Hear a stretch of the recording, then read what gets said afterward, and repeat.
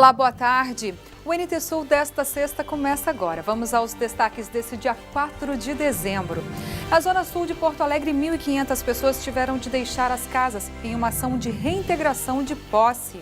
Porque o artigo 1255 do Código Civil diz que toda propriedade que tiver construído no terreno do proprietário é dele.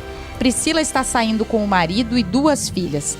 Ela vai deixar a casa que construiu há 9 meses para, mais uma vez, recomeçar.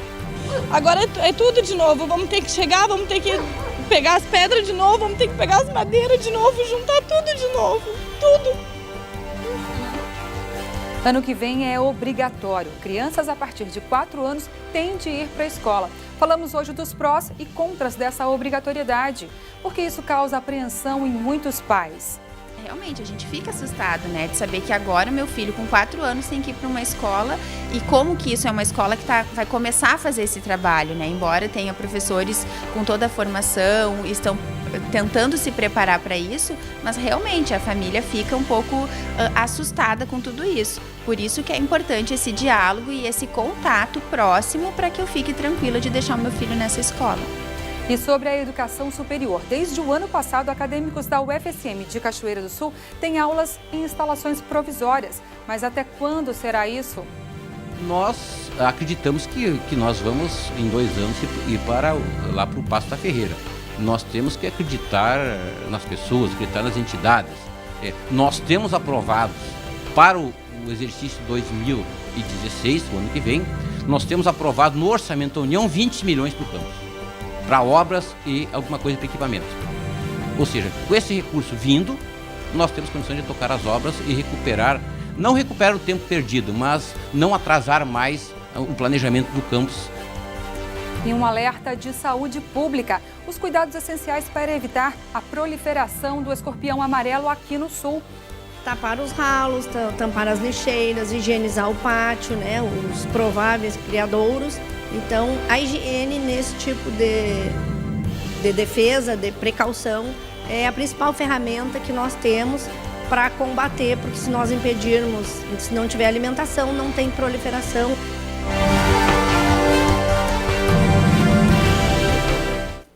Aos poucos, passageiros e motoristas retomam a rotina depois dos ataques a 5 ônibus e uma lotação na noite de terça-feira em Porto Alegre.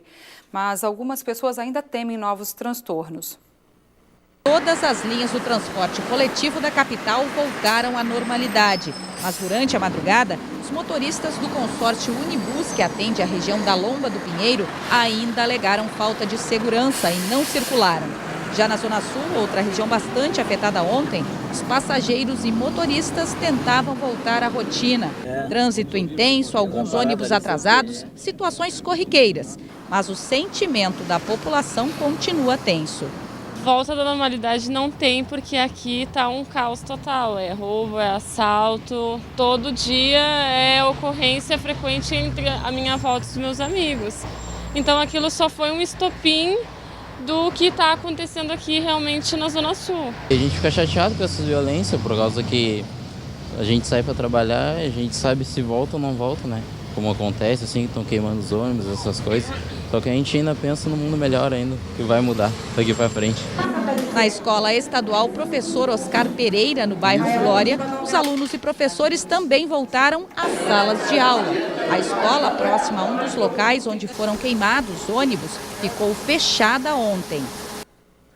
E na tarde de ontem, em operação realizada no bairro Bom Retiro, em Cachoeira do Sul, a Polícia Civil prendeu 2 suspeitos de tráfico de drogas.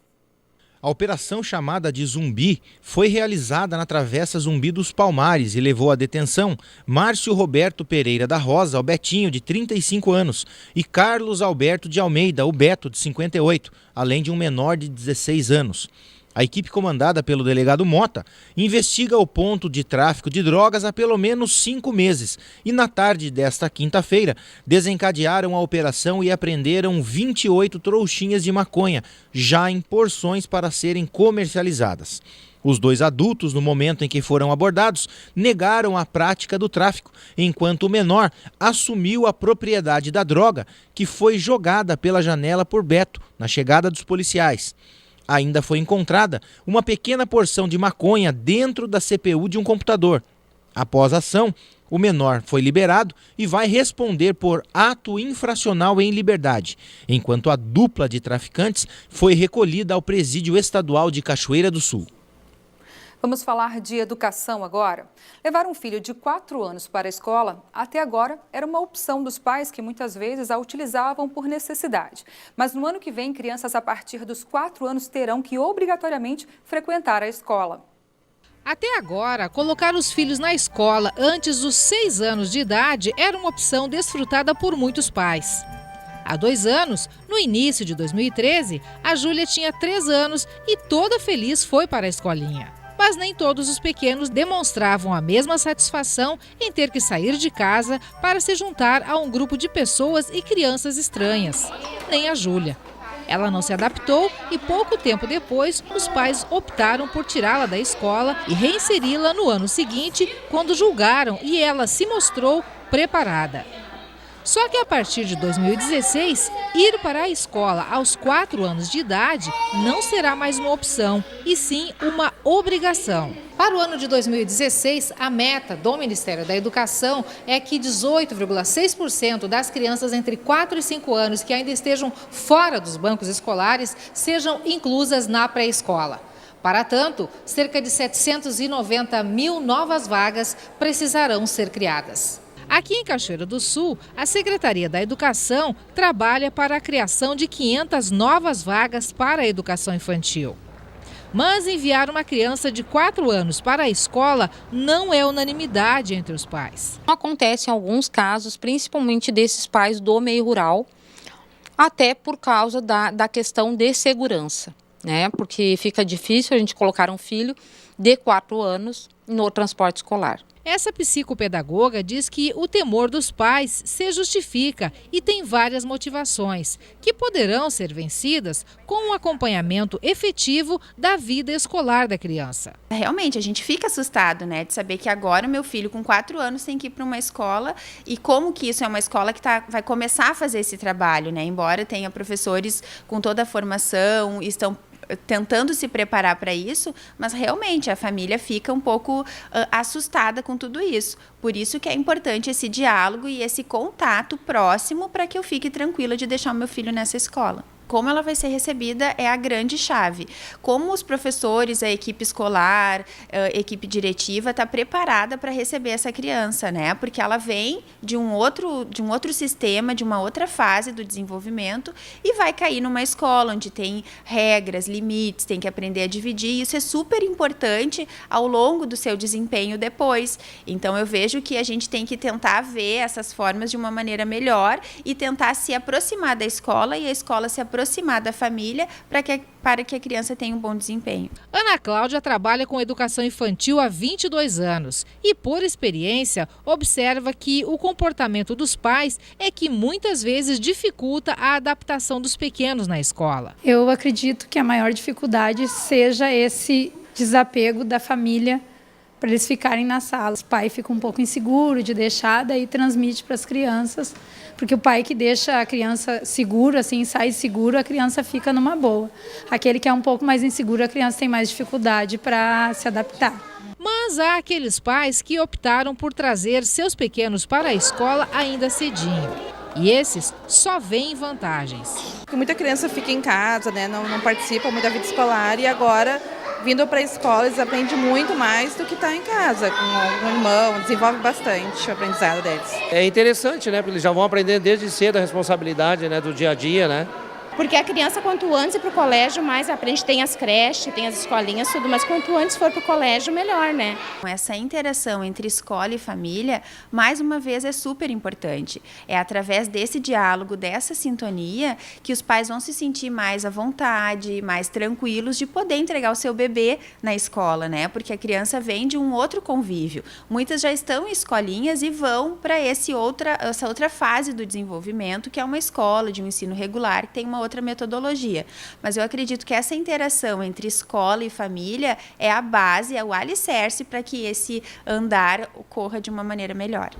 As regras do Ministério da Educação impõem, a partir de agora, que crianças de 4 anos e adolescentes de 17 anos têm que frequentar igualmente uma carga horária de 800 horas-aulas por ano, distribuídas em 200 dias letivos e com frequência mínima de 60%. A psicopedagoga Daiane destaca que, mesmo sendo ou parecendo muito para os pequenos, a inserção precoce no ambiente escolar pode ser a diferença necessária à vida de uma criança. A gente tem que ter muito cuidado com a estimulação precoce, né? A gente não pode acelerar demais as coisas, tudo tem o seu tempo certo, né? Então a gente não precisa fazer com que essa criança que entrou com 4 anos na escola já tem que sair lendo e escrevendo, né? A gente tem que dar tempo ao tempo. Por isso que é importante os órgãos públicos, a escola, toda a equipe diretiva, conselho escolar, estar atento a isso, de como eu vou orientar esses pais, que tipo de metodologia, que tipo de trabalho vai ser desenvolvido com essa criança que chega aos 4 anos. Outro ponto que a gente pode pensar é que ao a criança entrar mais cedo na escola, ou com 4 anos, enfim, quanto mais cedo ela entrar na escola, é melhor para eu identificar algum tipo de transtorno de aprendizagem. Porque tão logo essa professora vai perceber que ela está com dificuldade de reconhecer letras e números, ela está com dificuldade de interação com seus pares, ela não está conseguindo ter um bom desempenho. Então, quanto antes eu trabalhar com essa criança, o prognóstico dela futuramente vai ser bem melhor. Eu vou conseguir agir tão logo a gente descobre algum tipo de dificuldade. Tu gosta da escola? Gosto. Por que tu gosta de vir para a escola? Porque tem a pracinha. Tu gosta mais de ficar em casa ou de vir para a escola? Vim para a escola. Por quê? Porque tem uma pracinha e a gente faz a roda do beijo e faz a oração. Eu gosto de vir para a escola. Por quê? Porque tem bastante amigo, bastante colegas e bastante coleguinhos. É bom a gente fazer trabalhinho, daí a gente aprende muita coisa. É? Não sente saudade de casa? Não, eu gosto muito de ficar na escola. Eu gosto de vir mais para a escola porque tem a pracinha e a gente brinca um montão de vezes. A diversão, com certeza. Bom, esse feedback deles, esse retorno deles estarem bem, com certeza é um alívio para nós pais, né? Mas que causa apreensão, causa. Mas depois tudo é superado, não é? Gente, aproximadamente 1 em cada 5 colégios estaduais está sem chapa inscrita para a direção. O prazo para inscrições terminou semana passada. O processo mobiliza as comunidades escolares. A Escola Estadual Piratini funciona em 3 turnos e tem aproximadamente 900 alunos no ensino médio. A atual diretora está no cargo há 15 anos. No último pleito, que já proibia a reeleição por mais de 2 gestões, ela pôde concorrer porque foi aberta exceção para algumas escolas. Agora ela vai se aposentar. Temos como lema, né? O que está dando certo, nós vamos continuar e vamos buscar que isso seja verdadeiro e que a gente alcance cada vez mais um ensino de qualidade dentro da escola pública. Criar um vínculo, né, com o estabelecimento e saber que isso aqui é uma responsabilidade muito grande, porque o diretor ele tem responsabilidades, né, do todo. Não é só pedagógica, mas é da infraestrutura, é da relação, é a gestão. A Escola Piratini tem chapa única para a eleição de diretor. O candidato é o atual vice. Aqui já está acontecendo um processo de transição da diretoria. São 5, 6 projetos que a gente tem bem grandes aqui. Os alunos ficam bastante envolvidos, né, dá bastante trabalho. Então a gente diz que os alunos que vêm para cá, eles têm que estar engajados, né, nesse projeto, eles se engajam verdadeiramente. E a gente vai manter esse projeto, tentar melhorar, né? Das 2.508 escolas que já se manifestaram à Secretaria de Educação, 562 não apresentaram candidatos à direção. O número representa 22,3% do universo das escolas estaduais gaúchas. O projeto de lei que modificava as regras nas eleições à direção das escolas estaduais foi contestado pelo CEPERS na Justiça, que ganhou a ação. As eleições vão acontecer segundo a lei de 2012, que proíbe a eleição do mesmo diretor por mais de 2 gestões, e também estabelece a eleição por chapas. A vice-presidente do CEPERS diz que esse formato é mais democrático e representa uma luta histórica do magistério. Segundo ela, a falta de candidatos não é motivada pela alteração na regra. Não tem nada a ver com a falta do regramento, e sim devido à falta de concursos públicos. Como eu já falei, é necessário que hajam concursos públicos, porque somente os efetivos é que podem concorrer. Para a diretora de Recursos Humanos da Secretaria Estadual de Educação, a mudança na regra pode ter reduzido o número de candidaturas à direção. Mas ela garante que isso não traz prejuízo à comunidade escolar. A diretora explica que nas escolas onde não há candidato, o secretário de Educação nomeia o diretor. Dar indicação, inclusive pelo mais titulado, porque na escola já se sabe quem é o mais titulado. Então isso contribuiu para que em muitas escolas nós não tivéssemos chapa se apresentando. As eleições para a direção das escolas acontecem no dia 15 de dezembro. E sobre a educação superior, você vai ver a seguir. Desde o ano passado, acadêmicos da UFSM de Cachoeira do Sul têm aulas em instalações provisórias. Nós acreditamos que nós vamos, em 2 anos, ir lá para o Paço da Ferreira. Nós temos que acreditar nas pessoas, acreditar nas entidades. Nós temos aprovados para o exercício 2016, o ano que vem, nós temos aprovado no Orçamento da União 20 milhões para o campus, para obras e alguma coisa para equipamentos. Ou seja, com esse recurso vindo, nós temos condições de tocar as obras e recuperar, não recuperar o tempo perdido, mas não atrasar mais o planejamento do campus. Zona Sul de Porto Alegre, 1.500 pessoas tiveram de deixar as casas numa ação de reintegração de posse. Porque o artigo 1255 do Código Civil diz que toda propriedade que tiver construído no terreno do proprietário é dele. Priscila está saindo com o marido e 2 filhas. Ela vai deixar a casa que construiu há 9 meses para, mais uma vez, recomeçar. Agora é tudo de novo. Vamos ter que chegar, vamos ter que pegar as pedras de novo, vamos ter que pegar as madeiras de novo, juntar tudo de novo. Tudo.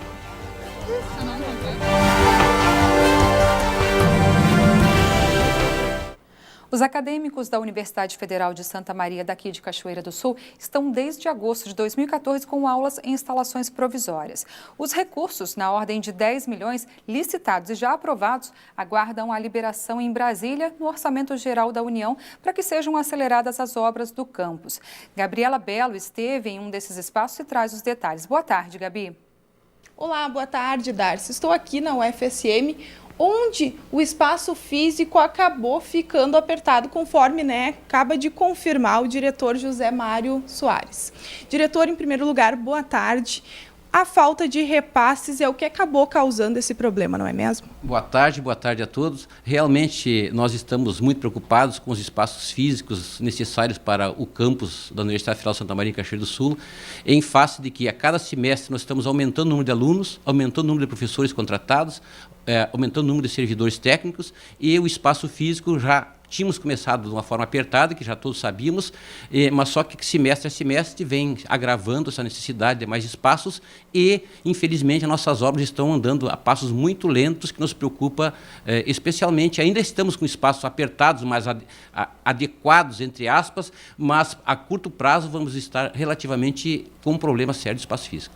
E na última reunião, na sexta-feira, em Santa Maria, ficou definido que realmente as obras vão continuar de maneira lenta? Mesmo com poucos recursos, as empresas vão dar sequência às obras, os trabalhos estão andando lentamente, mas apesar dos escassos recursos, a universidade vai injetar um pouco de recursos próprios para que as obras não sofram mais atrasos. E a previsão, é dos alunos poderem aí ser recebidos no campus definitivo. Que data, diretor? Nós, lá em agosto do ano passado, 11 de agosto de 2014, quando começamos as aulas no campus, nós estávamos contando um prazo de até 2 anos para a mudança para o campus. Infelizmente, já passamos mais de 1 ano desse prazo e ainda estamos contando praticamente com quase 2 anos de novo ainda. Então, ou seja, nós estamos ainda contando praticamente o tempo de 2 anos, porque as obras ainda estão na fase de fundações, de terraplenagem, e isso implica em no mínimo 1 ano e meio a 2 anos para que a gente possa realmente ir para o campus. Então, estamos ainda quase que no marco zero do tempo de 2 anos. E Assim como ficam os acadêmicos e também professores que estão, claro, né, com um desejo aí bastante grande de um espaço, não só de lazer, mas também de laboratórios, porque hoje não há esse espaço aqui. Nós temos alguma coisa de laboratório em convênio com o Ergs, mas é muito pouco, muito limitado. À medida que os semestres vão avançando, a demanda por aulas práticas e laboratórios torna-se imperativa, torna-se importante. Nós estamos, junto com o professor Bruno, nosso reitor, nós vamos trazer um ônibus, o campus vai ter um ônibus próprio do campus, que vamos levar para aulas práticas em Santa Maria, todos os dias da semana, a partir de março, que for preciso. Mas sabemos que essas aulas práticas em Santa Maria ajudam, mas não resolvem o problema. Nós estamos já buscando, em Cachoeiro do Sul, um espaço adequado para que a gente possa instalar laboratórios provisórios. Está previsto para o início do ano que vem, nós temos recursos para a compra de equipamentos. Como as obras vão demorar muito tempo, nós vamos buscar na cidade um espaço físico onde a gente possa fazer laboratórios provisórios, com equipamentos novos, que depois serão todos relocados para o espaço físico definitivo do campus, com aulas em Santa Maria, com esse ônibus disponível. Ou seja, nós estamos buscando soluções que minimizem os transtornos para os alunos. Nós estamos com limitações de espaços físicos para a sala de estudos, não temos um espaço para um diretório acadêmico, espaços para professores, para laboratórios, enfim, nós estamos com os espaços dentro dos mínimos necessários para darmos aula, acomodarmos os professores de uma forma muito modesta. E, infelizmente, nós não temos espaços para laboratórios, mas o ano que vem nós vamos, na cidade, montar um laboratório provisório, porque vamos comprar equipamentos dentro da previsão dos recursos do orçamento 2016, e enquanto os prédios estão andando, nós vamos ter esse laboratório provisório para viabilizar as aulas práticas necessárias, já que estamos com um ano de atraso e as aulas de laboratório estão se tornando naturalmente muito importantes. 1,5 milhão dos recursos já foi autorizado para ser gasto. Até o momento, foram aí investidos no campus R$500 mil. O que está dentro do cronograma das obras hoje? Na realidade, o nosso cronograma está todo atrasado. Nós tivemos problemas sérios com a rede elétrica, que ainda estamos na rede elétrica provisória. Estamos com o projeto agora lá na AS Sul. O atraso na própria ligação da rede provisória do campus, muito se deu por culpa da própria Universidade Federal de Santa Maria. Problemas de greve, problemas de atrasos internos, falta de recursos, que gerou atraso no projeto. O projeto agora já está na AS Sul, já foi totalmente adequado às necessidades de exigências técnicas da AS Sul. Acreditamos que o projeto já está, se não está aprovado, na AS Sul já deve estar na fase de aprovação. Acreditamos que cerca de um mês, 30 dias, esse projeto já deve estar, a AS Sul já deverá ter condições de fazer a ligação provisória.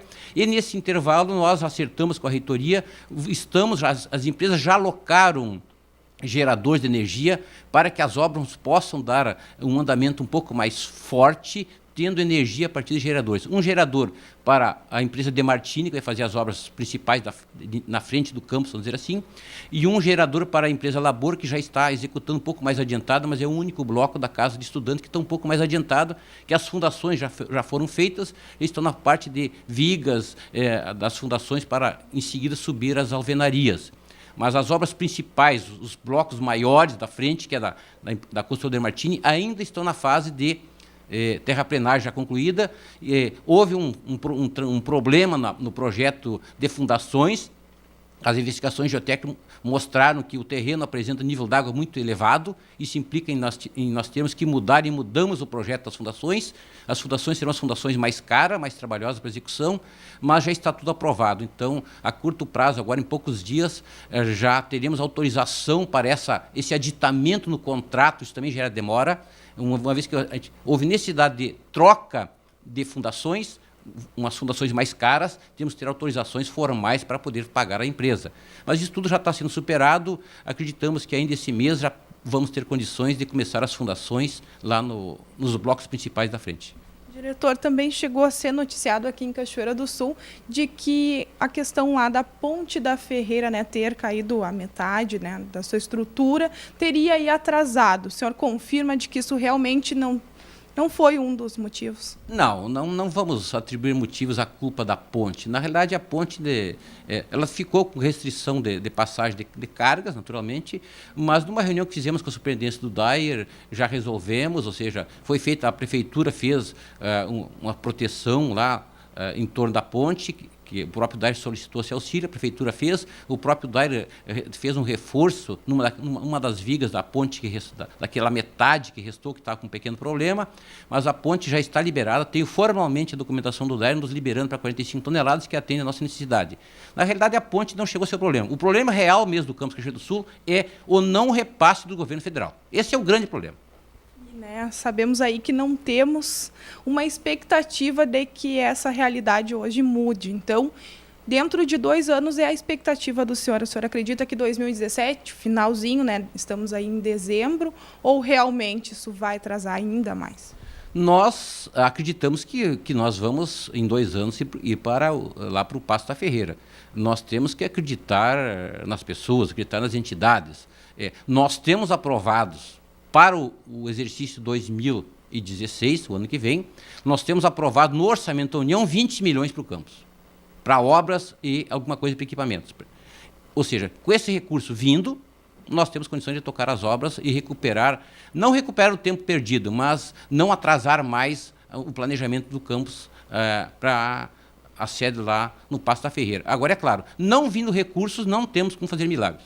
Nós temos um bom projeto, temos uma equipe de professores, de servidores bem preparados, sabemos o que queremos fazer e sabemos como fazer esse campus realmente funcionar bem, só que sem recursos não temos condições de cumprir tempos e nem de cumprir as propostas, os planejamentos do projeto sem recursos. Ou seja, o governo federal assinou a pactuação do Campus Cachoeira do Sul, assinou a responsabilidade de implantação do Campus Cachoeira do Sul, firmou um documento em Brasília. E esperamos que o governo agora cumpra a sua parte e mande os recursos, porque nós estamos prontos e mais do que preparados para executar o projeto. Fique atento para as vagas disponíveis no Cine de Cachoeira do Sul. Empregada doméstica, uma vaga. Uma vaga para costureira, necessita ter experiência em máquinas industriais. Auxiliar de engenho, uma vaga, precisa de experiência e ensino médio. Uma vaga para padeiro, necessita ter experiência em carteira de trabalho. Estas vagas estão disponíveis no Cine de Cachoeira do Sul, localizado à rua 7 de setembro, número 1040, no centro. Mais informações você pode obter pelos telefones 3722-3338 e 3723-5414. 1.500 pessoas tiveram de deixar as casas onde moravam na Zona Sul de Porto Alegre durante uma ação de reintegração de posse. As famílias chegaram a resistir, trancaram a Avenida Otto Niemeyer, pressionando pelo adiamento da ação. Mas depois de uma negociação com a Brigada Militar, decidiram deixar a área. 300 policiais militares acompanham os oficiais de justiça no cumprimento da reintegração de posse. A imprensa não pôde registrar de perto o início da operação. Estas pedras teriam sido usadas como trincheiras para impedir a entrada no terreno, onde estão as casas de 200 famílias. A Brigada Militar intermediou a liberação. Foi bastante tenso, os oficiais de justiça demoraram bastante para negociar, pediram um tempo, mas no tempo concedido eles não fizeram a retirada do material. Eles puseram o material ali na frente, formaram barreiras, construíram uma trincheira cheia de óleo diesel, enfim, dificultaram ao máximo a nossa entrada, né? O terreno de 11 hectares no bairro Ípica, próximo à Avenida Juca Batista, é privado. As famílias ocuparam a área há 1 ano e 7 meses. Ali há casas de alvenaria e outras de madeira. A cooperativa negociou o desmanche das casas para que os moradores pudessem levar tábuas e telhas. A desapropriação já foi adiada 3 vezes. Os moradores tinham esperança de comprar os terrenos pela cooperativa. E nós fizemos uma proposta, só que infelizmente para nós, que não temos condições que nem as outras pessoas, eles não querem vender. Entendeu? Temos direito à moradia, sabemos que ocupamos uma área privada, tentamos de todas as maneiras negociar. Não tem acordo entre proprietário e procurador da parte contrária. O que foi feito foi esperar 1 ano para que eles saíssem do local. E a determinação do judiciário é que seja desmanchada as casas. Por que se desmanchada? Porque o artigo 1255 do Código Civil diz que toda propriedade que tiver construído no terreno do proprietário é dele. Priscila está saindo com o marido e 2 filhas. Ela vai deixar a casa que construiu há 9 meses para, mais uma vez, recomeçar. Agora é tudo de novo, vamos ter que chegar, vamos ter que pegar as pedras de novo, vamos ter que pegar as madeiras de novo, juntar tudo de novo, tudo. Seu nome completo?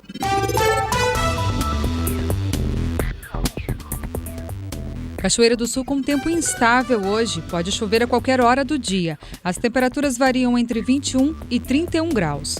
Para sábado, a previsão é de tempo seco e nublado, mínima de 20 e máxima de 30 graus. No domingo não deve chover e o sol aparece entre nuvens. As temperaturas variam entre 17 e 26 graus. Confira no mapa como fica o tempo nesta sexta-feira. Áreas de instabilidade em todo o estado gaúcho. Pode chover de forma intensa em áreas isoladas. Nesta manhã, os moradores de Jaguari, na região central, foram surpreendidos com uma chuva de granizo. Para hoje à tarde, a meteorologia indica temperaturas em elevação. Em Porto Alegre, a máxima prevista é de 30 graus. Em Uruguaiana, na fronteira oeste, 33. Em Passo Fundo, no norte do estado, 28. Em Santa Maria, na região central, 32 graus. Para o litoral norte, Tramandaí e Torres, 28. Em Pelotas e Rio Grande, no sul do estado, 27 graus. O setor de trânsito de Cachoeira do Sul atende a uma reivindicação do Conselho Municipal de Trânsito, CONTRAN, para a implantação de uma rotatória no cruzamento da Avenida Brasil com a Rua Ricardo Chaurich, na zona norte da cidade. O teste piloto e o estudo foram realizados pelo setor de trânsito durante essa manhã. O objetivo é diminuir o número de acidentes no local. Se a rotatória não der certo, será implantado um semáforo ali. Segundo dados da Brigada Militar, a Avenida Brasil é responsável pelo maior número de acidentes do município de Cachoeira do Sul. No ano de 2014, foram 128 casos e até o mês de novembro deste ano, 107 acidentes. E a seguir, o prefeito Neirão Viegas faz um balanço da gestão 2015 e também as projeções para o próximo ano. E um alerta de saúde pública. Depois do intervalo, a gente fala dos cuidados essenciais para evitar a proliferação do escorpião amarelo. Tapar os ralos, tampar as lixeiras, higienizar o pátio, né, os prováveis criadouros. Então, a higiene nesse tipo de defesa, de precaução, é a principal ferramenta que nós temos para combater, porque se nós impedirmos, se não tiver alimentação, não tem proliferação.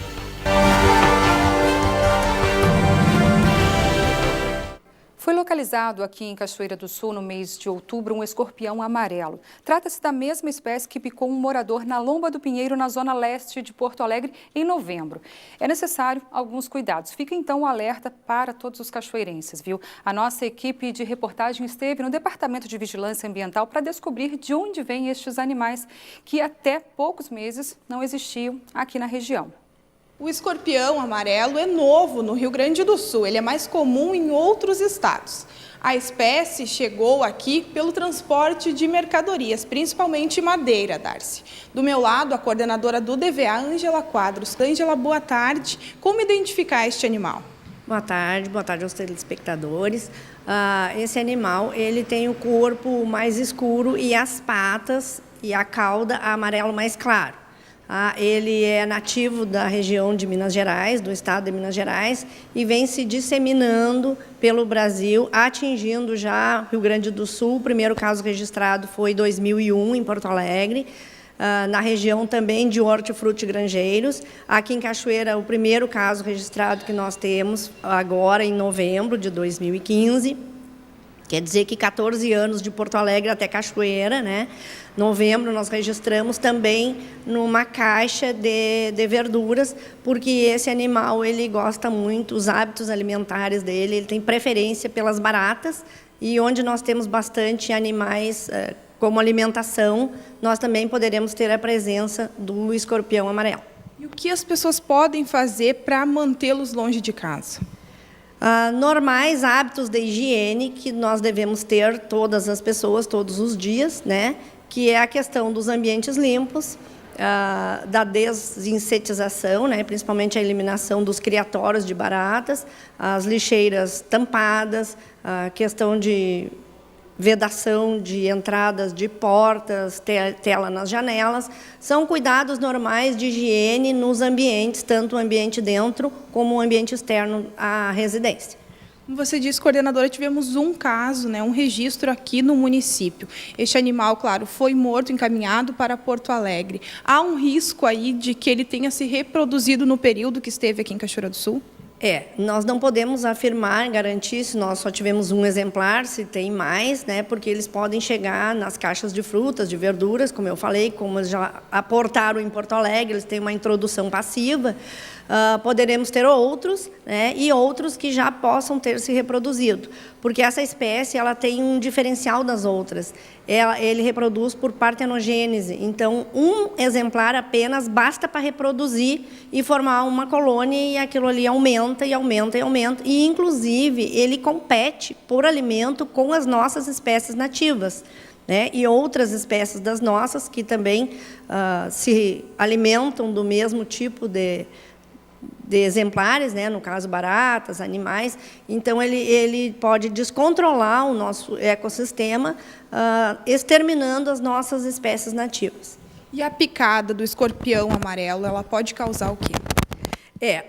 A picada do escorpião amarelo, ela pode até ser letal, né? E ela é uma picada muito dolorida, né? Segundo os registros. E o importante é que as pessoas, se tomarem uma ferroada, uma picada, imediatamente procurem o hospital mais próximo mesmo, porque o soro antiescorpiônico ele deve ser aplicado imediatamente. De preferência com o exemplar, né, que não pode ser pego com as mãos, nunca ninguém pode tentar agarrar um escorpião amarelo ou qualquer um, né, que possa ter peçonha, retirar assim com a pazinha do lixo, uma vassoura, com luvas, com botas, bem protegido, para poder chegar num atendimento já com um exemplar para tomar o respectivo soro, porque o sistema de atendimento entra em contato com o Centro de Informações Toxicológicas e a pessoa já recebe de imediato o soro adequado. Se demorar muito entre o atendimento, aí podem ter consequências mais graves, haja vista que a picada age no sistema nervoso. E de que forma eles entram dentro de casa? Provavelmente atrás de alimento, né? Se nós tivermos um recinto com muita disponibilidade de alimento para as baratas, eles vão entrar pelas frestas, né? Normal, como entram até as baratas. Tapar os ralos, tampar as lixeiras, higienizar o pátio, né? Os prováveis criadouros. Então, a higiene nesse tipo de defesa, de precaução, é a principal ferramenta que nós temos para combater, porque se nós impedirmos, se não tiver alimentação, não tem proliferação. O escorpião preto ele é bastante comum aqui no estado. Quando a pessoa identificar o preto, ficar na dúvida, né, entre um e outro, o que fazer? Pode procurar aqui o DVA? Qualquer animal peçonhento, que, como nós recebemos aqui amostras de lagartas, se são urticantes ou não, nós recebemos amostras de vários animais, nós enviamos para o laboratório central em Porto Alegre para fazer a identificação. Então, na dúvida, qualquer animal sendo acondicionado num potinho e devidamente capturado, né, capturado com as precauções adequadas, né, nós recebemos um animal, enviamos a amostra para Porto Alegre e depois nós damos a devolução para a pessoa de que tipo de animal se trata. Um telefone também para contato para quem assiste nesse momento e queira, né, fazer o registro também de ter encontrado algum peçonhento destes? Sim, é o 37246112. Nós temos também todos os nossos agentes de endemias que trabalham nas respectivas áreas, né? Eles também estão sendo informados e preparados para poder dar essas informações assim elementares para as pessoas. Então, cada região tem o seu agente de endemias. Uma coisa importante de acrescentar, eu creio, é que por ter bastante disponibilidade alimentar na zona urbana, ele é um escorpião bastante frequente na zona urbana. Obrigada pelas informações, coordenadora. As ordens, nós estamos à disposição para receber amostras, orientações, através dos nossos agentes, através aqui do departamento, estamos à disposição. Ok.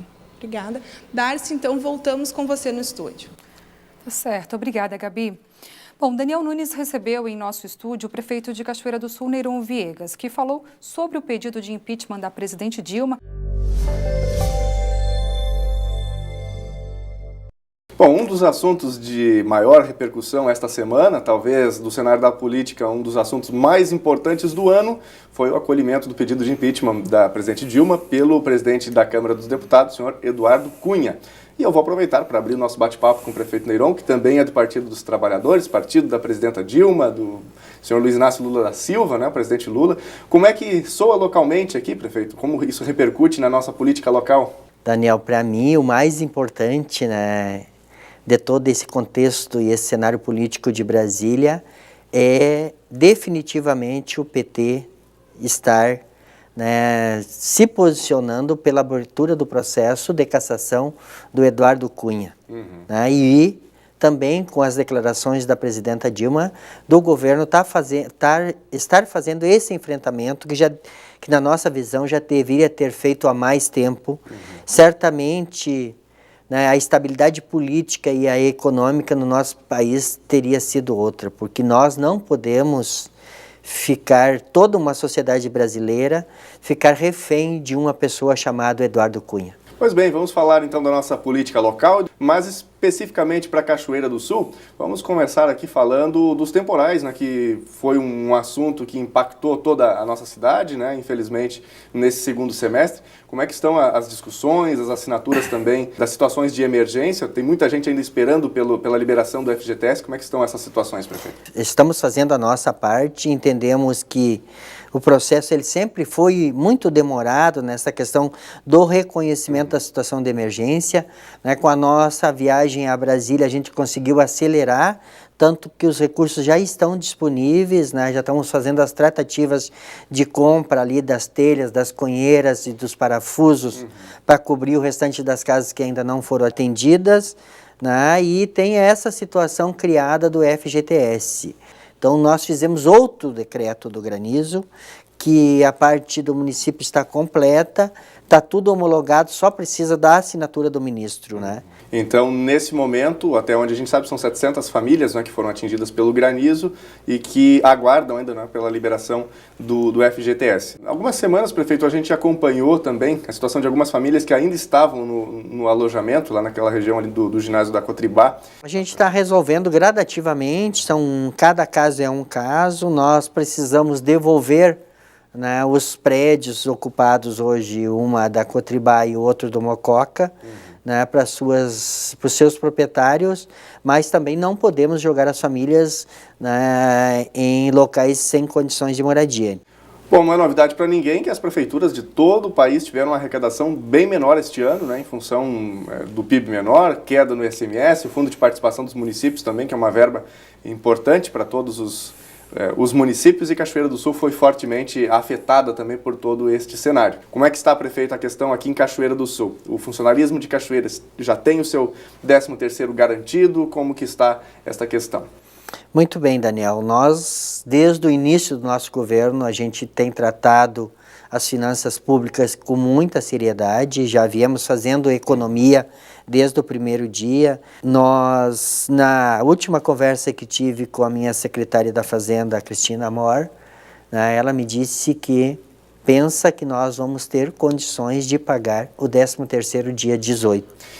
Vamos falar agora sobre um outro assunto que a comunidade certamente aguarda uma solução, e o prefeito Neyron Viegas vem trabalhando quase desde o começo do ano, que é a abertura da UPA Zona Norte. Quais são as tratativas neste momento, prefeito? Cachoeira do Sul é um desses municípios que a UPA já está pronta há quase 2 anos, né? Quando esse programa dos UPAs foi criado pelo governo federal para os municípios aderirem, Cachoeira foi um dos primeiros municípios que aderiu no estado do Rio Grande do Sul, né? O que nos garantiram, para mim e para o prefeito na época, o Dr. Sérgio Gnatti, é que a União ia pagar 50% da despesa, o Estado 25% e os outros 25% ficaria para o município. Se nós estamos falando hoje, né, num investimento de cerca de 600 a 650 mil para abrir a UPA por mês, né, isso significa a União repassar 300 mil, o Estado 150, né, e o município completaria com os outros 150, que não ficaria, né, muito pesado para os cofres municipais. Esta é uma proposta que vai numa minuta, que que está sendo construída e que vai ser construída até o dia 16. Dia 16 todos os municípios voltam a se encontrar, nós vamos analisar esta proposta e encaminhar para o Ministério da Saúde e para a Secretaria Estadual de Saúde com uma alternativa concreta para a abertura das UPAs no estado do Rio Grande do Sul. Se isso não for possível, nós estamos trabalhando numa segunda hipótese, que é a questão de flexibilização das equipes de trabalho nas UPAs. É como se a UPA, no caso, fosse transformada numa espécie de unidade básica de saúde. É mais ou menos essa linha?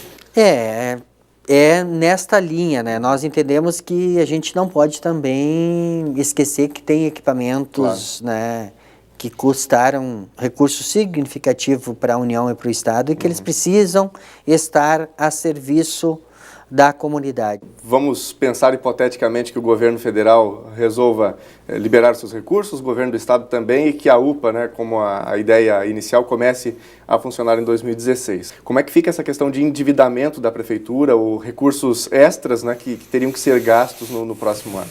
Isso é um gerenciamento financeiro do município que ele precisa ser construído todos os dias, né? Porque no poder público as coisas elas são muito vulneráveis. Hoje tu tem uma questão para resolver, aí daqui a pouco vem uma chuva de granizo, né, atinge 10 mil famílias e tu precisa ter prioridade para isso. Né? Ou como enchente ou outras questões que têm acontecido nos últimos anos em Cachoeira do Sul. Então a gente precisa estar sempre discutindo essa questão orçamentária e, né, priorizando, né, e otimizando os recursos disponíveis.